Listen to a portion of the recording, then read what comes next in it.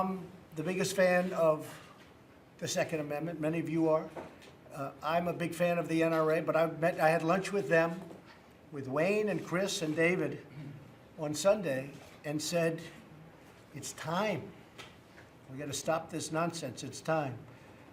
So we've made suggestions to many of you, and I think you're going to put a lot of those suggestions in. Plus, you're going to have your own ideas. Certain ideas sound good, but they're not good. You know, you can harden the site to a level that nobody can get in. The problem is if the shooter's inside and if he gets in the door and closes the door, we can't get people in. It's going to cost hundreds of millions of dollars all over the country, and we'll have nice hard sites. The door closes, and now we can't get in. Have to send a tractor through the walls. So we have to be careful of that. And we have to create a culture that cherishes life and human dignity. So we're going to all sit around. We're going to come up with some ideas. Hopefully we can put those ideas in a very bipartisan bill. It would be so beautiful to have one bill that everybody could support, as opposed to, 15 bills. Everybody's got their own bill. But if we could have one terrific bill that everybody, started by the people around this table, special people. These are the people that seem to be just most interested, very interested in this problem, and it's a big problem. So with that, I think I'd like to start. Maybe I'll ask John, you can start off, and then we'll go back and forth. We'll leave the media for a little while, and they can hear some thought. But it's something that can be done. There's no reason for this. But again, I really believe that those people, it's idealistic, it's wonderful, it's a beautiful thing. But if you think that somebody's going to be able to walk into a school, if they feel that they're not going to have bullets coming at them from the other direction, you're never going to solve the problem. I feel that. But I'm certainly open to suggestions. So, John, why don't you start? You've put in your fixed NICS, right, and let's see how it is, and go ahead. Well, thank you, Mr. President, for getting us together and for expressing your sincere concern about this and trying to get us to a solution. I agree with you that leaving this town and going home empty-handed is not acceptable. The public demands that we act. We know how hard it is to get people together on a bipartisan basis, but believe it or not, at least in one case, Senator Murphy and I, and we have 46 co-sponsors to the fixed NICS bill in the Senate. The House has passed its version of it, and I believe this is a good place for us to start. As you know, Sutherland Springs, we lost 26 people when a guy who, while in the Air Force, was a convicted felon. He was convicted of domestic violence, and he was less than honorably discharged from the military, none of which was uploaded into the background check system maintained by the FBI. And that's only as good as the data that's put into it. So Senator Murphy and I and 46 Senate colleagues on a bipartisan basis have what we think is a start. It's not the end-all, be-all. There's other things that people want to add to it. You've talked about the bump stock issue that Senator Feinstein, I know, cares passionately about. And I'm going to write that out, because we can do that with an executive order. I'm going to write the bump stock, essentially write it out. So you won't have to worry about bump stock. Shortly, that'll be gone. We can focus on other things. Frankly, I don't even know if it would be good in this bill. It's nicer to have a separate piece of paper where it's gone, and we'll have that done pretty quickly. They're working on it right now, the lawyers. Go ahead. But we need to get started on things that only we can do, which would be this background check system. People have other ideas. They ought to offer those ideas. I'm not sure all of them will pass, but in the past we've acquiesced to failure and have not done things that we know were within our power to accomplish, like the fixed NICS bill. So I would just like to recommend to you and to colleagues here that we get that done and we build on it. We don't stop there. We build on it, and because none of us want to look these families in the face in the wake of another mass shooting and say we failed to do everything within our power to stop it. And John, fixed NICS has some really good things in it, but it would be nice if we could add everything onto it. And maybe you change the title, all right? The U.S. background check bill or whatever. But your bill is really good and really important, having to do with a certain aspect. But maybe we could make it much more comprehensive and have one bill instead of 15 different bills that nobody knows what's happening. If we can get 60 votes for it, Mr. I President, think I'm you all for can. it. Honestly, I think, look, I really believe this is one of the things where you can actually get the 60 votes and maybe easily. Diane, do you have something? Well, I do, Mr. President. You probably know this, but I became mayor of San Francisco as a product of assassination. I've been the victim of terrorist groups. The department gave me a weapon. They taught me how to shoot it, and we proceeded through the 1970s that way. What I've watched and seen is the development of weapons that I never thought would leave the battlefield, that are out on our streets. And the latest and newest, Mr. Chairman, is the AR-15. It's got a lot of assets to it, and it's misused, and it tears apart a human body with the velocity. And I've watched the school shootings in particular, which you pointed out. And I thought Sandy Hook, and I'm delighted that Senator Murphy is here today, we thought Sandy Hook would be the end, and he and I introduced another assault weapons bill after the first one. We didn't succeed with it, but the killings have gone on, the number of incidents have gone up, and I put my case in writing, which I will give you, if I may, in letter form. Good, thank you. And secondly, the assault weapons legislation, this is the number of incidents before and of incidents and of deaths. Right. This is when the 10-year assault weapon ban was in, how incidents and deaths dropped. When it ended, you see it going up. Okay. So Senator Take Murphy a look at it. and 26 of us have co-sponsored a new bill. I would be most honored if you would take a look at it. I will. And we will get it to you and let us know what you think of it. I will. Thank you. Thank you very much. Chris, go ahead. Mr. President, Mr. Vice President, thank you very much. Thank you for taking this seriously. Our hearts go out to Parkland. We know, having gone through this in Sandy Hook, that community will never, ever be the same. And I want to bring us back to this issue of background checks, if I could, because I think there's real opportunity. I agree. There is no other issue out there in the American public today like background checks. 97% of Americans want universal background checks. In states that have universal background checks, there are 35% less gun murders than in states that don't have them, and yet we can't get it done. There's nothing else like that, where it works, people want it, and we can't do it. But you have a different president now. Well, listen, I mean, you went through a lot of presidents and you didn't get it done. You have a different president, and I think maybe you have a different attitude too. I think people want to get it done. Well, listen, Go ahead. in the end, Mr. President, the reason that nothing has gotten done here is because the gun lobby has had a veto power over any legislation that comes before Congress. I wish that wasn't the case, but that is.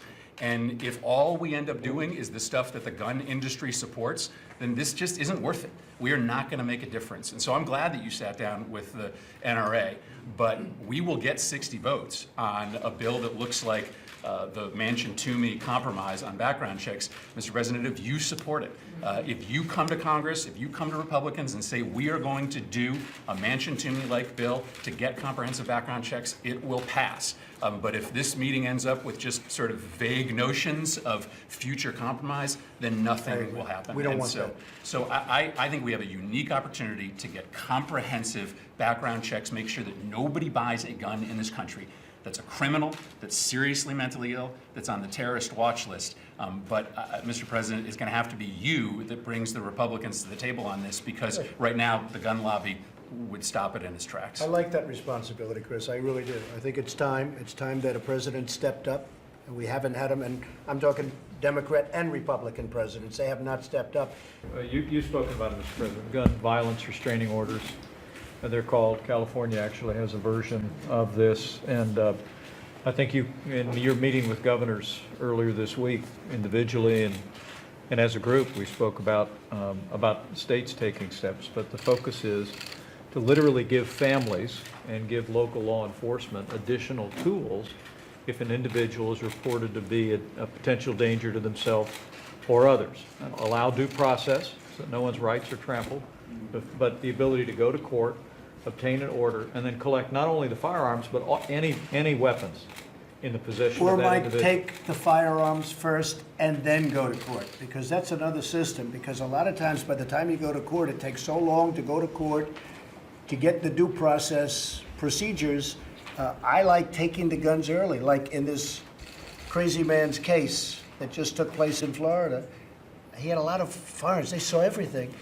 To go to court would have taken a long time. So you could do exactly what you're saying, but take the guns first, go through due process second. We think about the tragedy in Sandy Hook and That's right.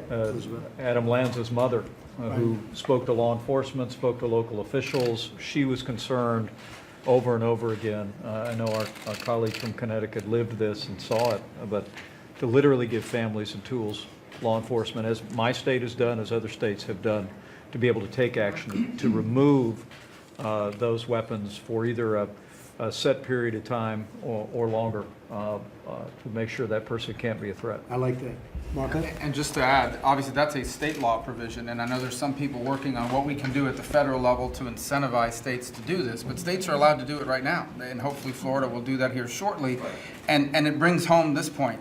I think the Vice President alluded to it, and Congressman Rutherford just touched on it as well. There are people here that tried to do something. They called. They called the FBI. They called the sheriff's office. But legally, they had no recourse to sort of get ahead of this and stop it in terms of taking away his guns and placing him in a facility or some other measure with a court order to prevent him from being able to do this. And even if law enforcement had gone to see him, they would have been limited ultimately in their options as well.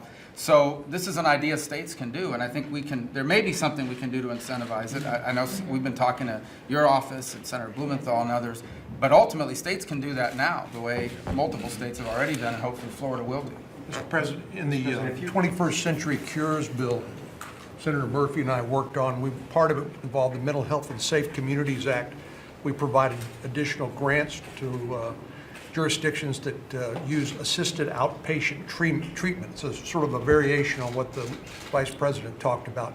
Adam Lanza's mother, if he wasn't compliant with his medications, wouldn't follow doctor's orders, and she needed some help, could go to court, a civil court, and get a court order that forced him to take his medication and follow his doctor's orders. Many people with mental illness can be, if they take their medication, if they're compliant, can function productively in society. So there are a variety of tools, and that's one that's already in law in addition to what the states are doing. So let me just ask this, Chris and John, are you better off having a one-off bill, or can you merge it into Joe and Pat's bill?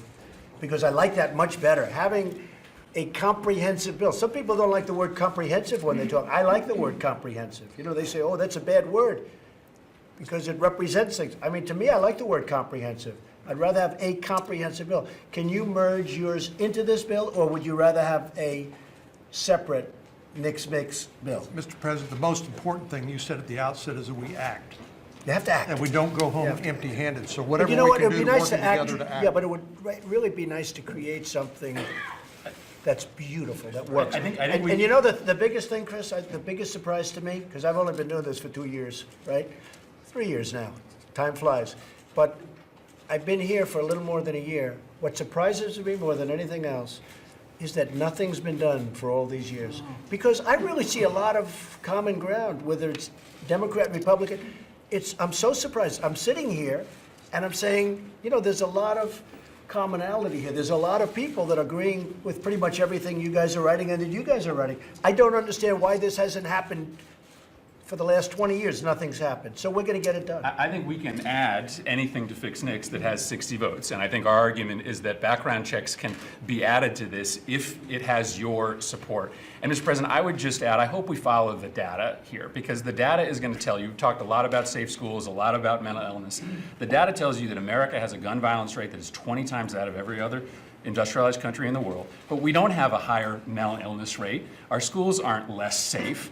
We don't spend less money on law enforcement. What's different is that we have the loosest, most lax gun laws in the nation. So I'm all for doing everything, but we should fix the mental illness system because it's broken, period, stop. Not because we think that it's going to solve the gun violence epidemic. You have to do it, fellas. The data tells us that the one thing that is different about the United States is our unbelievably loose gun laws, and I hope we follow it. Yeah, if you don't have the background checks, you don't have the data. That's right. No, that's right. That's why I think they work together. I like it together better.